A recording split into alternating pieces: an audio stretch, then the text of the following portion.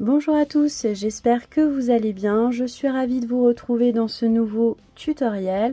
Aujourd'hui, je vous propose de réaliser cet adorable petit gilet cache-cœur au crochet qui, vous allez le voir, est vraiment très simple à faire et très rapide. Avant de commencer le travail, comme d'habitude, je vous fais une petite présentation du matériel qu'on va utiliser pour réaliser cet ouvrage. Comme d'habitude, je vous mets les liens en description, les liens du matériel que vous pouvez retrouver sur mon site Krelia.com. Donc je vous mets les liens en description, je vous mets les quantités également. Aussi, je vais vous donner les indications pour que vous puissiez ajuster l'ouvrage à votre taille. Donc comme d'habitude, en description de la vidéo, je vais vous donner des dimensions approximatives des différents panneaux qu'on va utiliser pour réaliser cet ouvrage. Les dimensions, je vais vous les mettre en fonction des différentes tailles. Donc en fonction de la taille que vous souhaitez réaliser, tout simplement, vous allez juste devoir reporter les dimensions des panneaux sur votre travail. Alors, pour réaliser cet ouvrage, moi j'ai utilisé cette gamme de coton que j'aime beaucoup. Donc c'est vraiment un coton coup de cœur. C'est un coton qui est très doux, moelleux et très frais. Donc vraiment idéal pour nos prochains ouvrages de saison pour le printemps-été. Vraiment c'est un coton que j'adore. Je vous fais une petite présentation. Donc c'est un coton écologique 100% recyclé. Ce sont des pelotes de 50 grammes. Pour les 50 grammes, on a un métrage de 125 mètres. Au niveau de la composition, on a 80% de coton, 20% de polyester. Le fil est conseillé d'être travaillé avec crochet ou aiguille 2,5, 3,5 pour les aiguilles de 4. Nous, pour l'ouvrage, en tout cas moi pour l'ouvrage, j'ai utilisé un crochet numéro 4. Pour cet ouvrage, j'ai utilisé cette couleur écrue un peu foncée, mais comme vous pouvez le voir, il y a d'autres couleurs très chouettes disponibles sur le site. J'aime beaucoup cette couleur verte aussi et la rose. Bon, évidemment, le blanc, c'est une couleur coup de cœur classique, hein. On se lasse jamais du blanc. Voilà, donc n'hésitez pas à aller voir. Donc voilà, les couleurs sont vraiment très sympas. Donc voilà. Ensuite, pour l'ouvrage, vous allez avoir besoin d'une aiguille à laine pour la partie couture. Et ensuite des marqueurs de points. Donc ce sera pour l'assemblage. Alors c'est parti, juste avant de commencer le travail, je vais vous donner quelques indications nécessaires pour que vous puissiez ajuster l'ouvrage à votre taille et aussi vous donner des indications donc pour que vous sachiez à peu près les panneaux qu'on va réaliser. Alors si vous êtes habitué à regarder des tutoriels sur ma chaîne, vous devez savoir que moi j'aime beaucoup travailler des pulls ou gilets sous forme de panneaux. Donc travailler différents panneaux qu'on assemble ensuite. Donc une fois qu'on a travaillé les panneaux. Alors pour les panneaux de cet ouvrage, on va donc commencer par travailler un grand carré ou rectangle comme ceci qui va correspondre à notre dos de notre ouvrage. Ce panneau va correspondre à toute cette partie là de notre corps. On va travailler les panneaux sur la largeur. Donc moi, pour ma taille SM, j'ai travaillé une largeur de 45 cm. En description de la vidéo, je vous mets toutes les indications nécessaires que vous avez besoin, donc en taille, donc les mesures en fonction des différentes tailles que vous pouvez utiliser si vous le souhaitez. Alors, donc 45 cm pour la largeur et ensuite j'ai fait une hauteur de 40 cm. Les 40 cm, donc ça arrive à peu près ici. Donc j'ai pris toute cette partie là et ça arrive à peu près ici au-dessus du nombril. Si vous voulez un ouvrage plus long, vous n'aimez pas les ouvrages trop courts, n'hésitez pas à augmenter la longueur. Moi j'ai tendance à faire des ouvrages courts parce que c'est vraiment le style qui me plaît le plus. Ensuite, une fois qu'on aura travaillé le dos, on va travailler deux panneaux identiques qui vont avoir cette forme là. Donc les panneaux vont être positionnés comme ceci sur notre pièce et qu'on assemblera ensuite. Pour le point, on va travailler avec un multiple de 3 plus 2. On va commencer à travailler la pièce principale, donc le dos. Alors pourquoi c'est la pièce principale? C'est surtout parce que ensuite pour les pièces avant, en fait on va les travailler en se calant directement sur la pièce principale. Donc on va l'utiliser comme repère, on va dire. Donc on va commencer par le dos. Donc comme je vous ai dit, on travaille sur la largeur. Donc moi j'ai fait une largeur de 45 cm. Pour ces 45 cm, j'ai monté une chaînette de 75 mailles plus 2. Alors c'est parti, on va prendre notre crochet, notre fil, on va faire un nœud de départ et on va monter notre chaînette de mailles en l'air.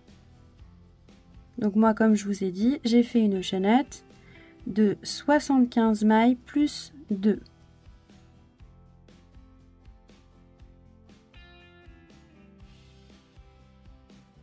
Donc une fois que vous avez monté votre chaînette, vous allez rajouter 3 mailles en l'air. 1, 2 et 3. Ensuite, vous allez faire un jeté et vous allez piquer votre crochet à la 4e maille chaînette qui se présente. Donc vous allez sauter 1, 2, 3 et vous allez piquer à la 4e maille chaînette et vous allez faire une bride.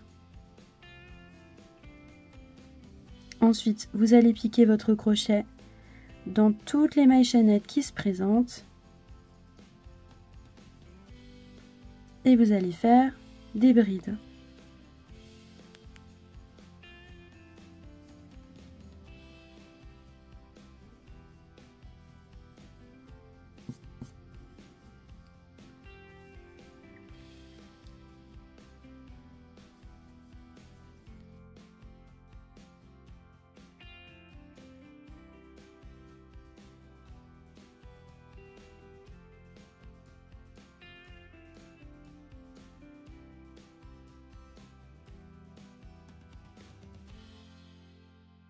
Une fois que vous avez travaillé le premier rang, vous allez passer au rang suivant. Donc pour passer au rang suivant, vous allez faire une maille en l'air, on tourne le travail,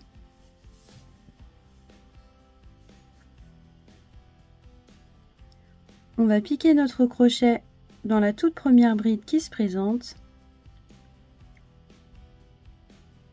on va faire une maille serrée. Avec notre crochet, on attrape le brin qui se trouve juste ici et on fait une deuxième maille serrée. Donc ça, c'est une alternative aux 3 mailles en l'air pour réaliser une première bride au tout début du rang. Donc c'est une petite astuce que j'ai vue sur Instagram. Vous, si vous êtes plus à l'aise, vous pouvez tout simplement monter 3 mailles en l'air, il n'y a aucun problème. Ensuite, on va faire un jeté. Et on va piquer notre crochet en haut de toutes les brides du rang précédent. Et on va travailler en bride. Donc tout en bride pour ce deuxième rang également.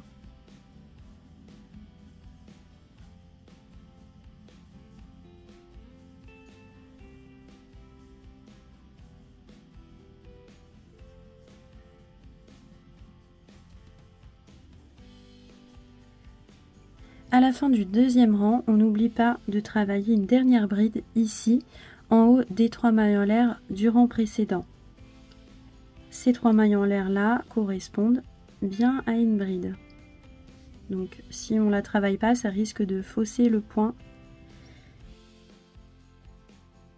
On passe au rang suivant, donc on va faire une maille en l'air, on tourne le travail. On va travailler notre première bride, donc on va piquer notre crochet dans la toute première bride qui se présente, on va faire une maille serrée, ensuite on va attraper le brin qui se trouve ici et on fait une deuxième maille serrée. Ensuite on va faire un jeté et là pour ce troisième rang, on va commencer à faire le point fantaisie. Donc là on va passer la deuxième bride qui se présente ici. On pique notre crochet dans la troisième bride, on va faire une bride, une maille en l'air, un jeté et on retourne dans la bride qu'on vient de travailler pour travailler une deuxième bride. Donc là on a formé comme un petit V. Ensuite on va faire un jeté, on va passer 2 brides, 1, 2, on pique notre crochet dans la 3e bride qui se présente et on recommence. Donc une bride, une maille en l'air, une bride, à nouveau et ainsi de suite tout le long du rang.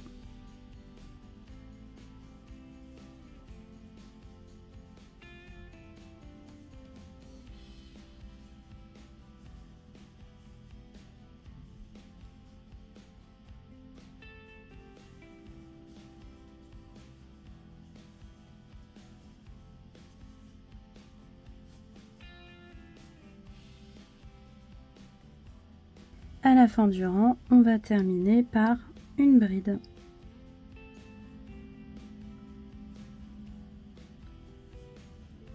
On passe au rang suivant, on va faire une maille en l'air, on tourne le travail.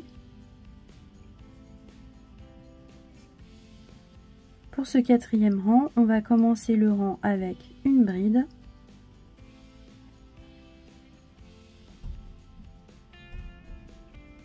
Et maintenant, on va travailler à l'intérieur des petits V qu'on a créés dans le rang précédent. Donc on va piquer notre crochet à l'intérieur comme ceci. Et dans tous les petits V, on va travailler un total de 3 brides.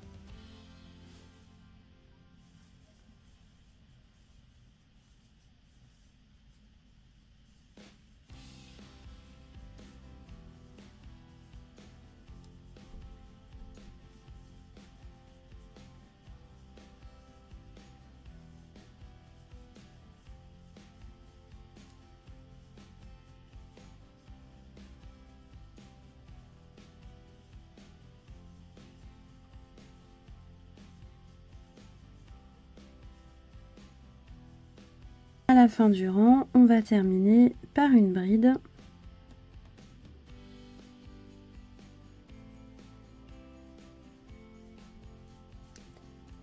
Et donc maintenant, on va alterner ces 4 rangs. Donc à chaque fois, on va alterner 2 rangs de brides, un rang avec les petits V et un rang avec les petits arcs de 3 brides. Donc là, on va recommencer avec le tout premier rang. Donc on va faire une maille en l'air, on tourne le travail, on va débuter le rang par une bride et ensuite on va piquer notre crochet dans toutes les brides qui se présentent et on va travailler en bride.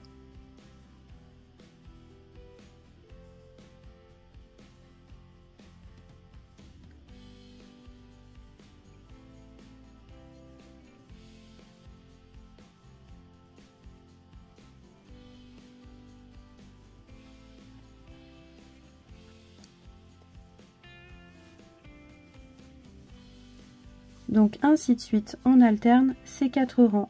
Alors voilà ce que ça donne une fois qu'on a travaillé plusieurs rangs. Donc moi j'ai travaillé un total de 34 rangs et comme je vous avais dit, pour mes 34 rangs, ça me fait une hauteur de 40 cm. Donc moi comme je vous ai dit précédemment, moi j'ai fait quelque chose d'assez court. Voilà, donc après à vous de voir selon vos préférences, vous pouvez continuer à travailler d'autres rangs pour que votre gilet prenne la hauteur qui vous convient. Une fois qu'on a terminé le dos, on va travailler la partie avant qui va avoir cette forme là. Donc là on a un premier côté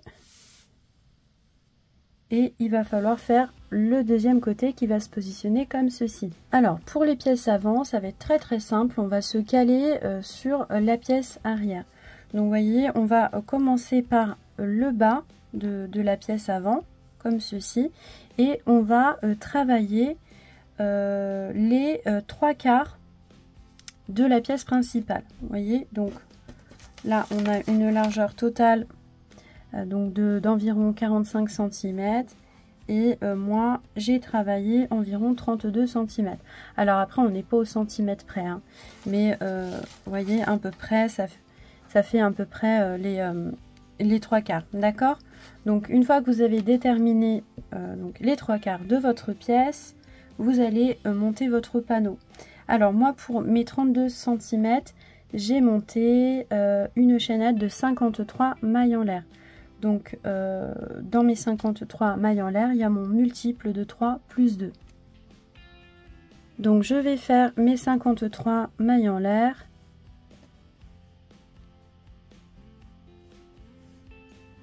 Donc, on va faire un nœud de départ et on va monter notre chaînette.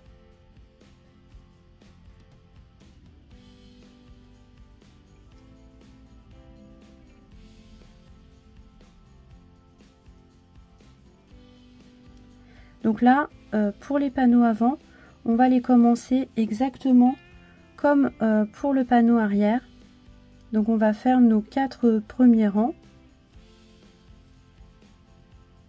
Donc on va faire 2 rangs de brides, un rang avec les petits V et un rang avec les arcs de 3 brides. Alors ensuite, une fois que vous avez travaillé vos 4 premiers rangs, normalement, vous allez pouvoir commencer à faire des diminutions.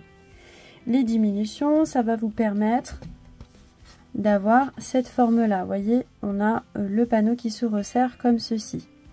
Alors, les diminutions, on va les faire, donc on va continuer à alterner à chaque fois les quatre rangs comme ça, sauf que les diminutions, on va les faire donc au niveau des rangs de brides.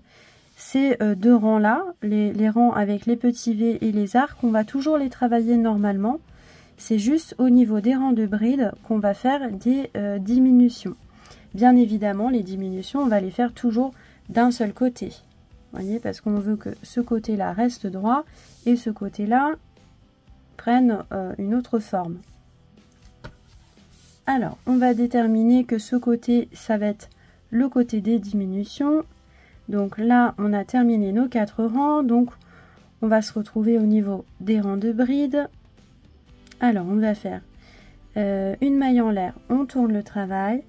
Les diminutions, on va en faire 3 à chaque fois. À chaque fois qu'on est sur le côté des diminutions, on va en faire 3. Alors, pour faire les diminutions, en fait, on va travailler les brides en les rabattant ensemble. Donc à chaque fois, on va attraper 2 brides et on va les rabattre ensemble. Donc là, on est au tout début du rang, donc on va travailler comme ceci. Donc là, on va commencer à faire la première bride.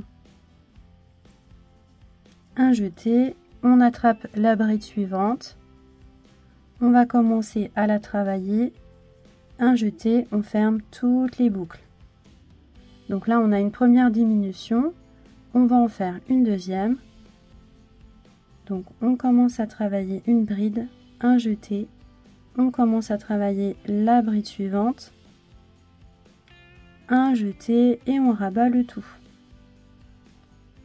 Donc là on a 2 diminutions, un jeté, à nouveau on rabat 2 brides ensemble.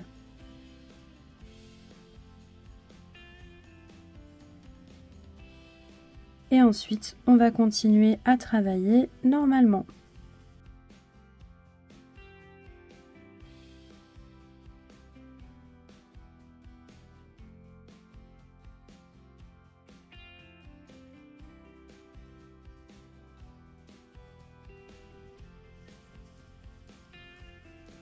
Alors, donc là, je vais continuer avec mon rang en bride, donc sur toute cette partie-là. Une fois que j'arrive ici, je vais passer au rang suivant et je vais refaire un rang de bride, étant donné qu'à chaque fois on a 2 rangs de bride. Donc je vais faire mon petit aller-retour. Donc ici je ne vais pas faire de diminution. Quand je vais débuter le rang, je vais le travailler normalement. Je vais faire mon petit aller-retour et on va se retrouver à ce niveau-là sur le côté des diminutions. Donc là évidemment il faudra qu'on fasse une diminution. Et donc une fois que vous avez fait votre petit aller-retour, on va se retrouver ici et on va faire nos diminutions. Donc il nous faut à disposition un total de 6 brides pour pouvoir faire nos 3 diminutions.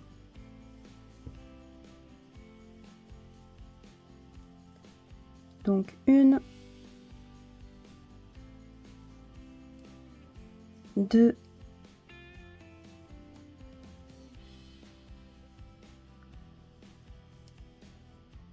3.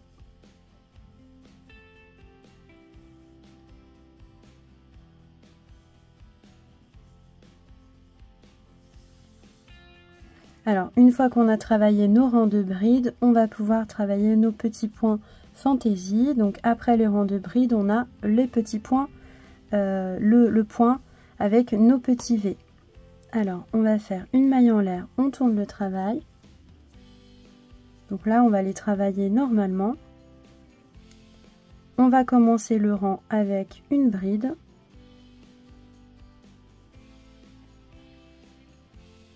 Un jeté, on passe la première bride. Donc, vous voyez, ce bloc ici, c'est devenu une bride unique. Donc, on passe cette première bride, on pique dans la bride suivante. Et on va faire un petit V. Donc, on va faire comme précédemment, hein. Donc, on passe 2 brides. Et on fait notre petit V.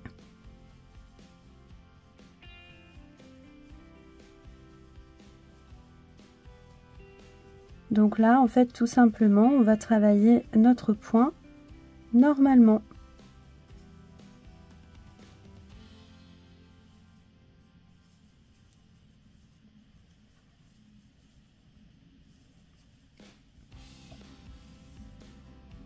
À la fin du rang, on termine par une bride.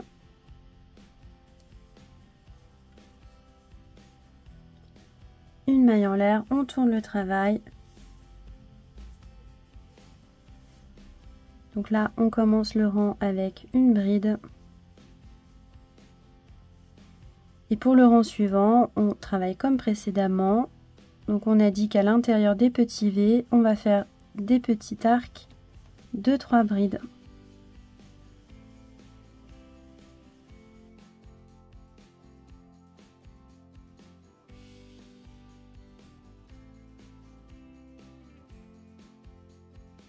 Donc ainsi de suite, vous allez voir qu'à force, votre pièce va se rétrécir. Donc ce que vous devez faire, hop, c'est que vous allez vous caler comme ceci sur la pièce principale. Donc avec un premier côté et ensuite on a la deuxième qui va venir se caler comme ceci. Alors, juste petit détail, arrivé à ce niveau là, donc un petit peu avant la fin de la pièce, une fois que la largeur de mon épaule me convenait, j'ai arrêté les diminutions. Après j'ai travaillé mon point normalement. Alors moi j'ai fait une toute petite épaule, hein, comme vous pouvez le voir. Je vais vous donner la largeur. Donc j'ai une petite épaule de 10 cm de largeur. Donc vous, si vous voulez, vous pouvez faire donc une épaule un petit peu plus large. Donc ça aurait été à peu près à ce niveau-là. Vous pouvez vous arrêter vos diminutions à ce niveau-là. Après, c'est vraiment en fonction de vos préférences, donc de la manière où vous voulez que votre courbe soit plus large ou pas. Vous voyez, là, ça me fait une grande courbe avec un col vraiment très très large. Donc après, c'est à vous de voir. Donc moi, j'ai arrêté les diminutions une fois que j'ai atteint donc 26 rangs. Là, toute cette partie-là, j'ai un total de 26 rangs. Et donc, ça me fait ici environ 8 cm sans les diminutions. Et donc, comme je vous ai dit, ça me fait une largeur d'épaule d'environ 10 cm. Une fois qu'on a terminé les 3 pièces principales, on va pouvoir faire le petit assemblage. Donc, avec notre aiguille à laine.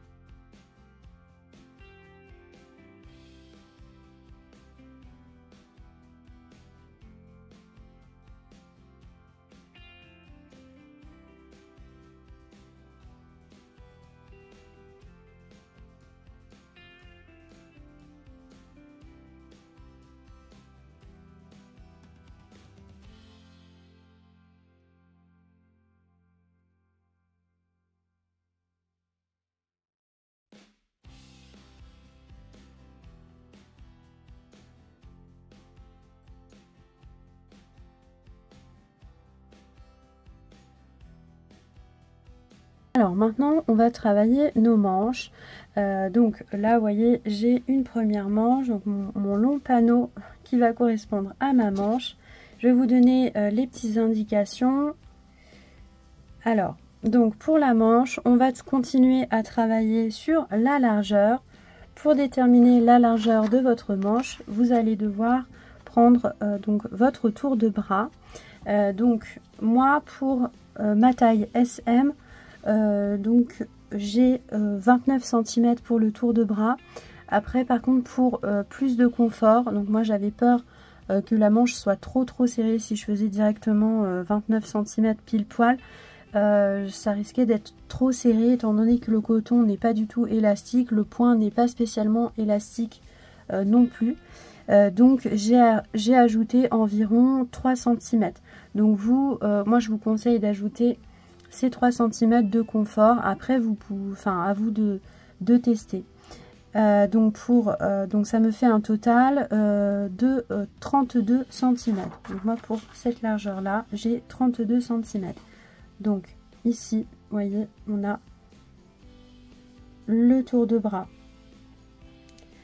Donc pour les 32 cm on doit monter, donc moi j'ai monté 53 mailles. Donc étant donné qu'on continue à travailler le point, on va avoir besoin d'un multiple de 3 plus 2. Donc moi j'ai travaillé un total de 50 rangs pour ma manche. Donc vous, ce que vous avez besoin d'avoir, en fait, il faut que la longueur de votre manche corresponde à la longueur de votre bras. Donc toute cette longueur là, il nous faut environ pour la longueur de bras 60 cm. Donc moi là je suis arrivée à 57, donc ça va être suffisant. Je vais pas forcément faire les 60 cm, ça va pas être nécessaire étant donné que la manche va se positionner comme ceci et cette partie là va être un petit peu tombante. Donc on va largement arriver aux 60 cm, si ce n'est qu'on va peut-être dépasser un peu. Mais ça c'est pas grave parce que par rapport au style de l'ouvrage, moi si la manche tombe un petit peu sur vous savez, sur la main un peu comme ça, moi je trouve ça très joli, ça va donner un petit style. Donc des fois vous savez ne pas faire au centimètre près, ça donne un style. Donc voilà, moi je pense que pour l'ouvrage ça va très bien se prêter, ça va être très joli. Donc une fois que vous avez déterminé la taille de votre manche et que vous avez terminé de travailler le panneau, on va se positionner comme ceci. Donc là on est en face de la pièce. Hop, on va prendre des marqueurs de points.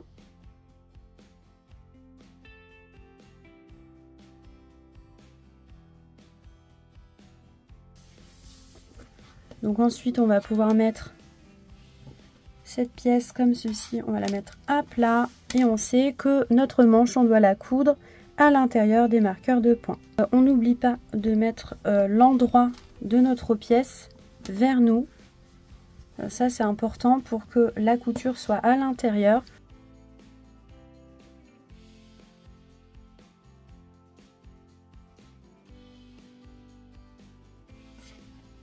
Voilà, donc on positionne notre manche. Et là, on va pouvoir faire l'assemblage. Donc l'assemblage va être très simple. On va faire la même couture qu'on a fait lorsqu'on a assemblé les pièces principales.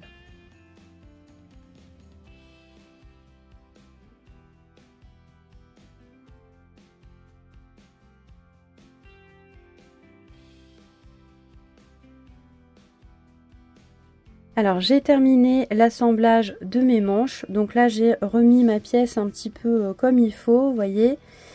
Donc comme dernière étape, donc là moi je vous avais laissé à ce niveau là, donc lors de l'assemblage donc de la première manche, bien évidemment vous allez assembler la deuxième manche de l'autre côté, donc vous allez faire exactement le même procédé. Ensuite vous allez remettre votre pièce donc à l'endroit entre guillemets, étant donné que vous allez devoir faire une dernière petite couture. Donc la dernière couture elle va se trouver au niveau du bas de la manche et sur le côté de votre ouvrage ici. Donc pour cela, vous allez faire exactement la même couture qu'on a utilisée pour l'assemblage. Une fois que c'est fait, vous allez pouvoir remettre votre pièce à l'endroit et votre ouvrage sera terminé. Ok, donc on est arrivé à la fin du tutoriel. Je suis trop contente du résultat. J'espère que cet ouvrage vous aura plu et vous aura inspiré pour vos prochaines créations. Surtout, n'hésitez pas à me solliciter en commentaire ou sur les réseaux sociaux si vous avez des questions ou besoin d'aide. En attendant, moi je vous remercie beaucoup d'avoir regardé la vidéo jusqu'ici et je vous dis à bientôt dans un prochain tutoriel.